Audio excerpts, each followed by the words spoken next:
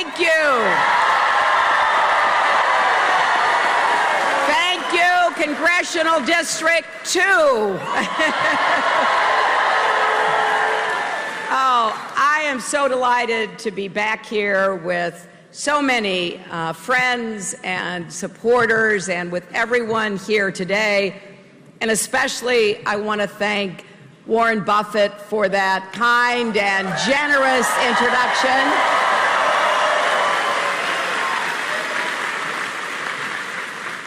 I've heard Warren called the Omaha Oracle. I call him my friend. He is an American original. I am honored to have his support, and I love the idea that together all of you are going to aim to have the highest percentage turnout of any congressional district in America.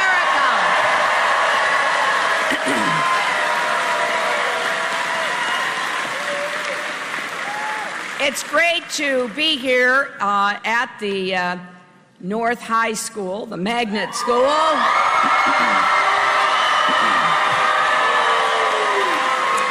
I had a chance to say hello to your principal, Jean Haynes.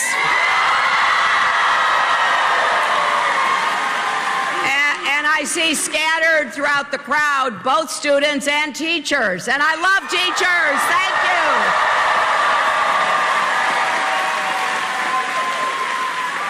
I also wanted to thank a former colleague of mine in the United States Senate, your former Senator Ben Nelson.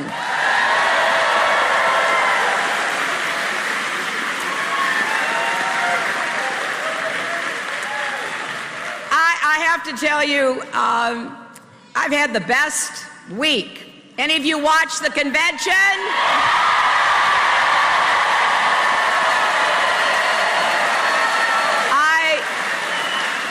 I was so excited to have the opportunity for so many people who care about our country, who have contributed in many different ways, to have a chance to stand before America and to tell their stories. Because America is story after story.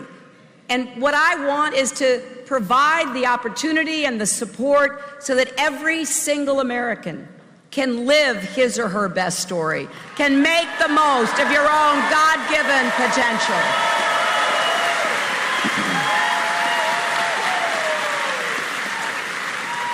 And after the convention was over, starting Friday morning, Tim Kaine and his wonderful wife, Ann, and Bill and I got on a bus and started traveling across Pennsylvania into Ohio. We visited factories, small towns, bigger cities. We met with so many hardworking people who told us their stories. And they proved every day that Donald Trump is wrong. America is not weak.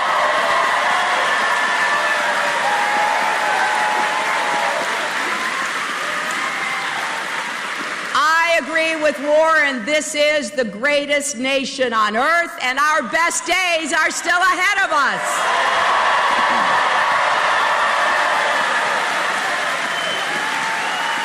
Now, that doesn't mean we don't have challenges and problems. Of course we do. Right here at home and around the world. But I don't believe there is anything that Americans can't do if we make up our minds, because you know why? We are stronger together.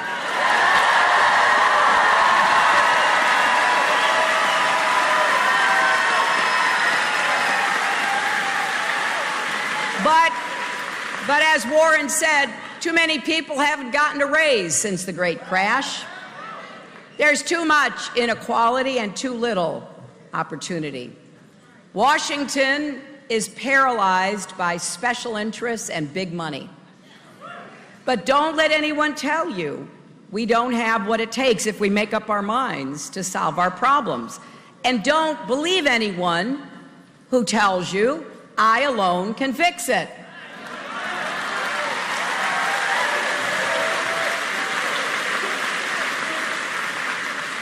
When Donald Trump said that in his convention speech, I did a bit of a mental double take.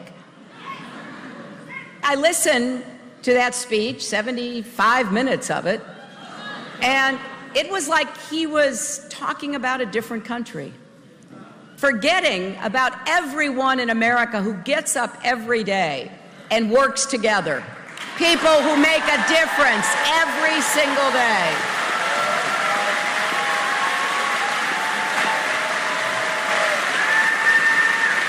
He's forgetting our troops on the front lines. He's forgetting police officers and firefighters who run toward danger. He's forgetting about doctors and nurses who save lives and teachers who change lives.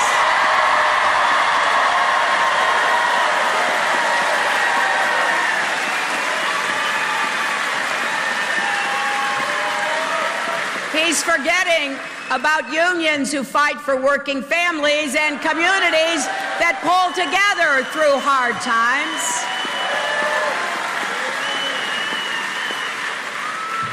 I grew up in the Midwest. I was born in Chicago, raised outside of Chicago. My dad was a small businessman, I mean really small. It was mostly just him and occasionally my mother, my brothers, and me, and sometimes he'd hire helpers to get one of his orders out because he printed fabrics to be made into draperies, and he had a print plant with long tables. He was a very self-reliant man, but I don't think he for a minute, through his growing up in Scranton, Pennsylvania, through his service as a chief petty officer in the Navy, through his work and business or his raising our family, ever thought to himself, I alone can fix it. That's just not the way we were raised. We were raised to get together. We were raised to follow up on the extraordinary example of our founders 240 years ago in Philadelphia, who came together. You see that across Nebraska. You see people working. I've been in Omaha.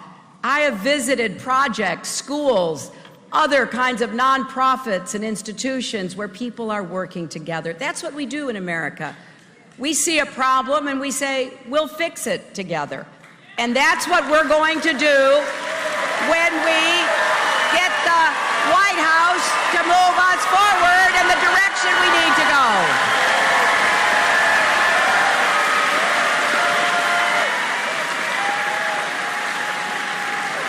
Now, I know how hard the Great Recession was. It was a terrible time, the worst financial crisis since the Great Depression. And people in Nebraska worked hard to come back. I think it was a terrible moment. It could have gotten even worse. I believe that a lot of difficult decisions had to be made. And we have come back from that terrible financial crisis, thanks to the hard work of Nebraskans, Americans, and President Obama. We got out of the ditch we were in.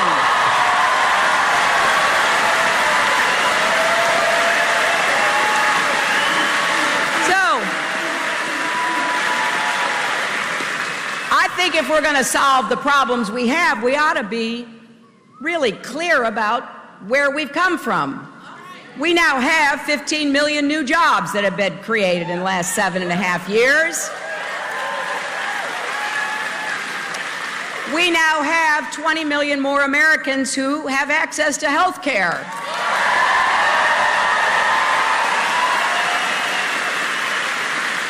We have the highest percentage ever in our history of young people walking across graduation stages to get their high school diplomas.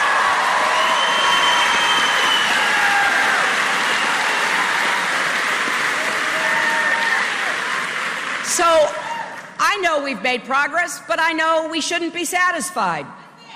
As Americans, we always have to be asking ourselves, what can we do better? How can we make more progress? How can we help more people? We're still facing tough challenges that developed long before the recession, and they've stayed with us. The economy is not working the way it should for everyone.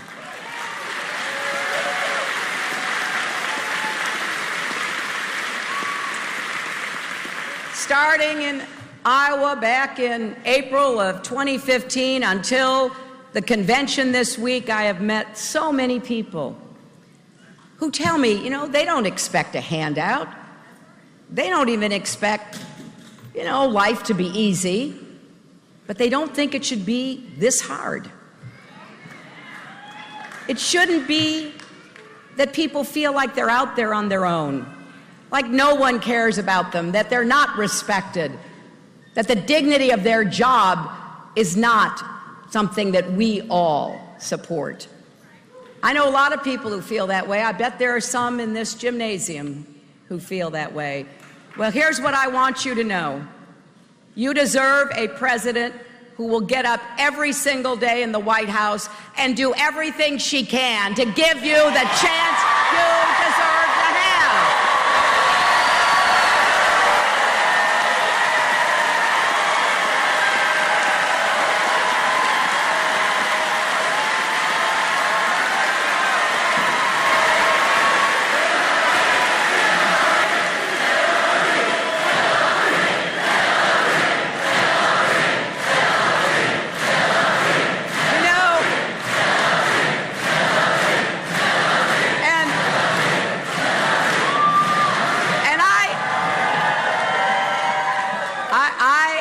Quickly add, as important as it is to have someone who gets what you're going through, I think it's also really important that that person tells you what her plans are for producing results. So if you saw what I said on Thursday night, let me give you the short, punchier version. And it starts by making clear we do have to rewrite the rules so that our economy works for everyone, not just those at the top.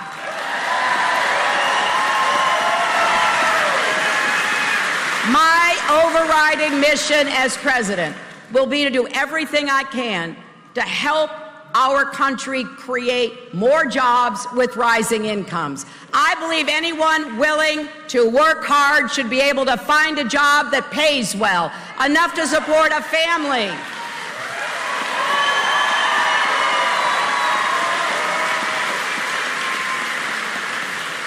So in my first 100 days, we are going to break through the gridlock in Washington and make the biggest investment in new good-paying jobs since World War II.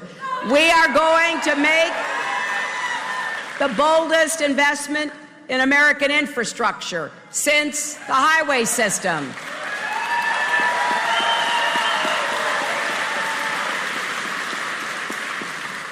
Warren read you some of the quotes from Donald Trump. Well, he has said so many things that I profoundly, vehemently disagree with. And for the life of me, I don't know why someone runs to be president of the United States who thinks and says, we never win anymore. Our country is full of losers. Well, he could not be more wrong. We are going to fix and build the roads, the bridges, the tunnels, the ports, the airports, the water systems we need.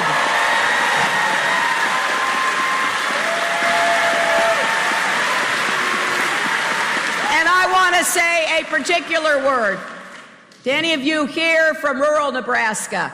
We are going to bring diverse economic development to rural communities to support our farmers and others in small towns who keep America going.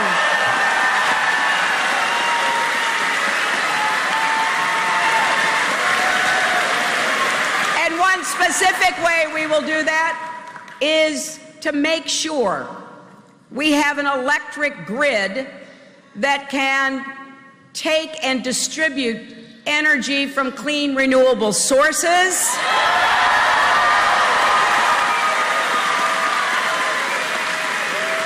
In fact, I know because I've seen them in the crowd, there are a few people from Iowa here today, and your neighbor Iowa is already getting 1/3 of its electricity from clean energy, primarily wind energy.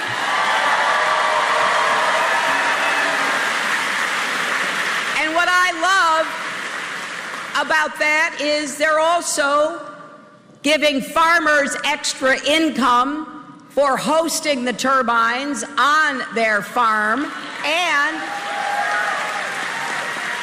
they are taking abandoned factories and actually assembling the wind turbines, putting people to work in Iowa to produce the energy for Iowa.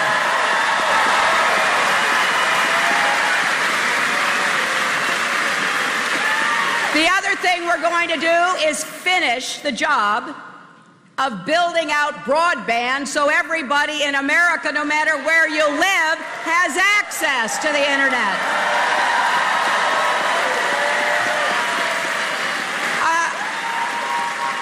I don't know how we build a 21st century economy for our young people if we don't give every home and business access to high-speed internet connectivity. And I learned something from talking to some of my teacher friends. As I said, I do love teachers, and I'm going to work with you to support you. And here's what they told me. They told me that a recent survey found 70% of our teachers give homework assignments to their students that require them to use the internet. Now, that makes perfect sense. We want to have a really great opportunity for young people to understand how to be involved with and use the internet. But here's the rub. We have 5 million kids in America who don't have access to the internet in their homes. So already they're being left out and left behind. We don't have a child to waste. We need every child to be given an education to prepare them for the future.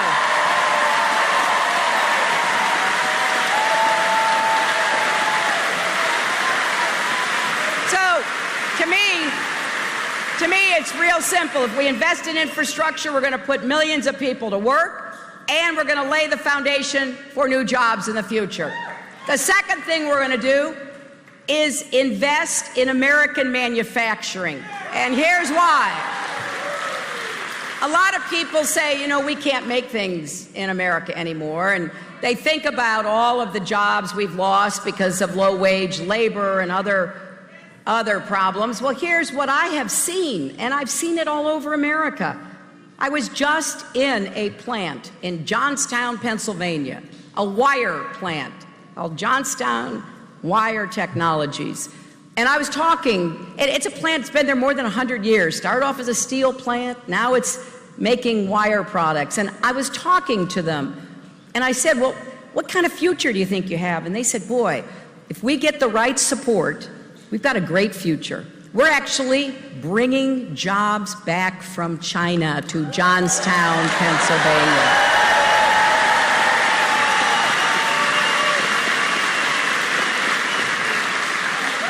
When I was your Secretary of State, I visited 112 countries, and I went to a lot of places that really want American-made products. They're the best, the most innovative. Nobody can outwork or outcompete American workers or American businesses.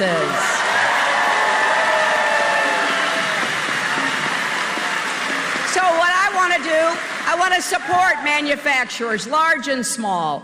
And, you know, again, I hear Trump talking a big game about, I think he says, putting America first.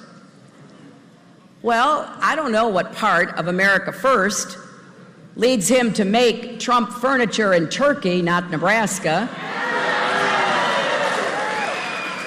or Trump ties in China, not Colorado, or Trump barware in Slovenia, not Ohio, He says he wants to make America great again. Well, he could start by actually making things in America again.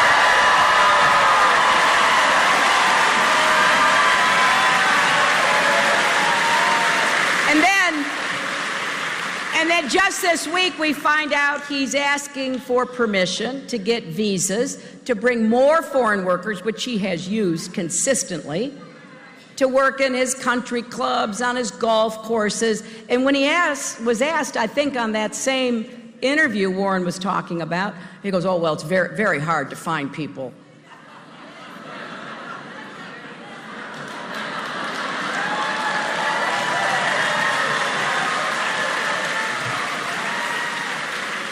Well, I bet together we could find thousands of people who'd like to work at a country club or on a golf course in America.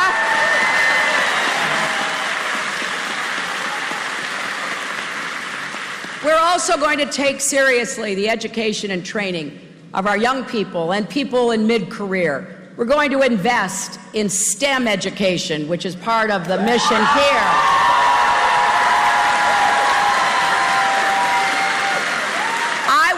To provide to every student in America the chance to learn computer science like you're doing here at Omaha North High School.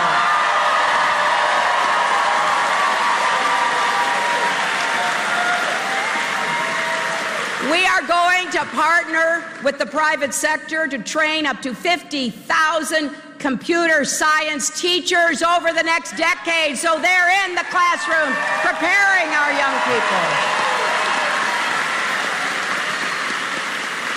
We're also going to make college tuition free for the middle class and debt-free for everybody.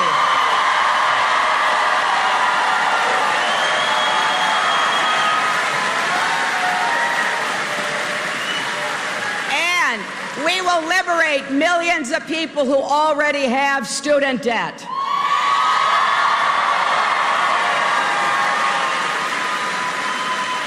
It is just not fair that Donald Trump takes bankruptcy 6 times to get out from under his debts, and we won't let families and students refinance their student debt.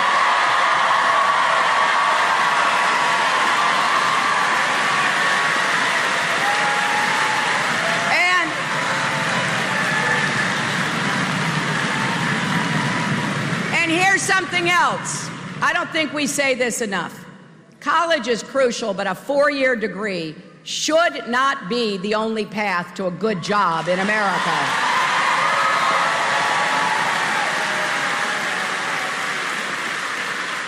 Right now, there are millions of job openings. We don't have enough machinists or welders or coders. We need more skilled people in the trades, because a lot of the people who know how to do that work are going to be retiring in the next 10 or 15 years. That's why I want to support more business and union apprenticeship initiatives, targeted higher education programs, more training. We're going to help people build a better future. And finally, we are going to support the kind of small businesses that Donald Trump has consistently stiffed.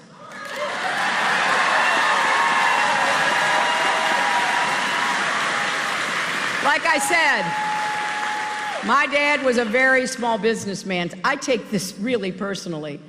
I had no idea before he started running and information began coming to light what he has done to hurt people. I said in the convention, Atlantic City, New Jersey, hardworking contractors, small businesses were left holding the bag after Trump refused to pay their bills. I'm talking about painters, landscapers, plumbers, the people who installed the glass in his casino, the people who laid the marble floor in his casino. They needed the money. They did the work. They bought the supplies. And he didn't pay them, not because he couldn't, but because he wouldn't. That is just not the way you do business in America. We make good on our promises.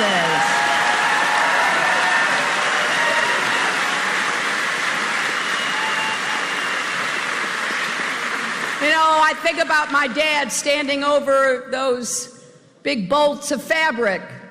You take a silk screen, you put it down, you pour paint in it, you take a squeegee, you go from one side to the other, then you lift it up and you keep going down the table. Then maybe you come back and you add another color with a different silk screen, and then finally you finish. My dad would get contracts. He would do the work. Then he'd load the fabrics into his car. He would take them to the places that had ordered them, hotels, offices, restaurants, and he expected to be paid. If one of his major customers had refused, he would have been forced to close up his business. Luckily, he never had a contract with Donald Trump.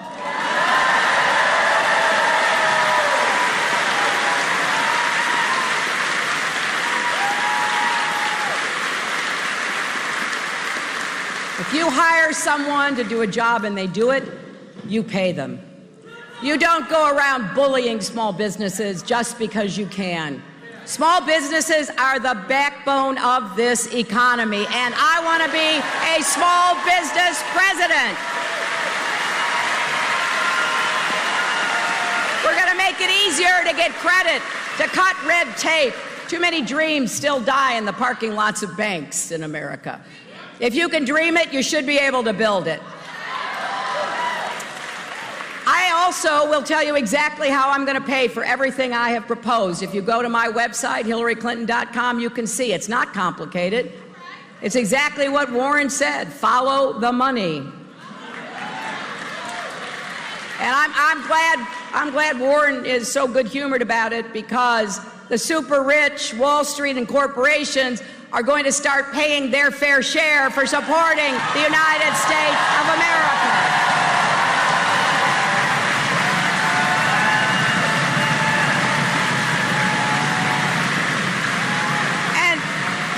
This is not because we resent success. We welcome success as long as you do it fairly and don't abuse people on the way up. But 90% of the income gains have gone to the wealthiest 1% in America. Our tax code is full of loopholes and special breaks that make it even worse. And what I really appreciate about Warren is he has said, and he has said it consistently, he should never be able to pay a lower tax rate than his secretary, and he is right.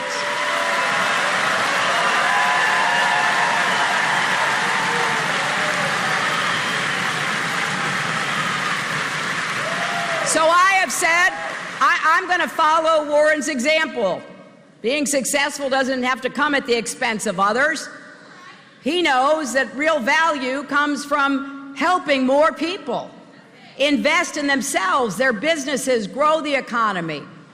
And so we're going to use him and his ideas about how we're going to tax the wealthy more as the real foundation of making the investments in America that will help everybody.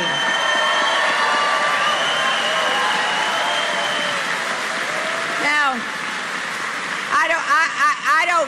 I'm told that Donald Trump stays glued to the TV set, so I hope he heard Warren. You know, there's always time for a conversion. Because while Warren is standing up for a fairer tax code, Trump wants to cut taxes for the super rich. Well, we're not going there, my friends. I'm telling you right now, we're going to write fairer rules for the middle class, and we are going to raise taxes on the middle class.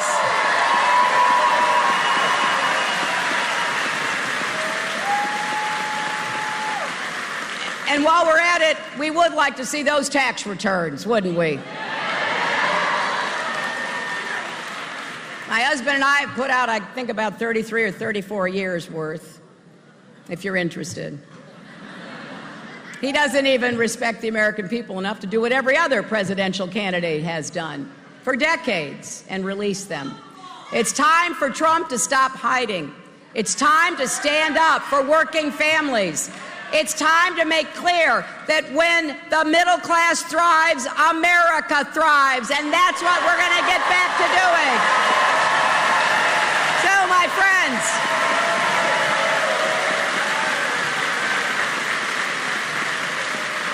I will not rest until we get wages and incomes rising. I will not rest until we make it clear what's at stake in this election. And that's why I need your help.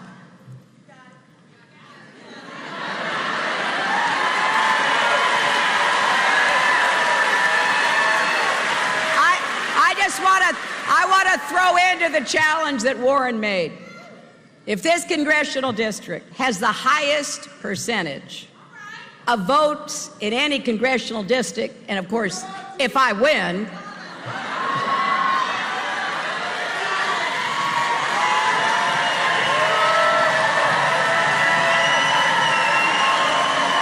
here's what we'll do.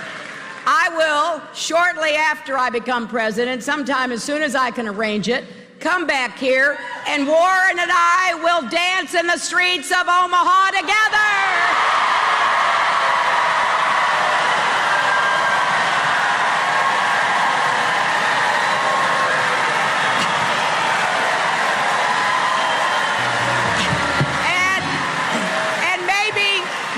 If we're really lucky, he'll wear his Elvis costume again.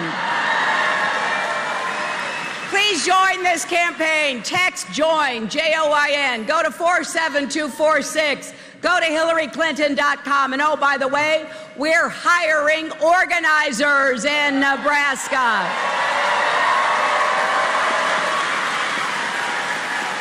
So let's have some fun. Let's register voters, let's turn people out, and let's win this election for America's future. Thank you.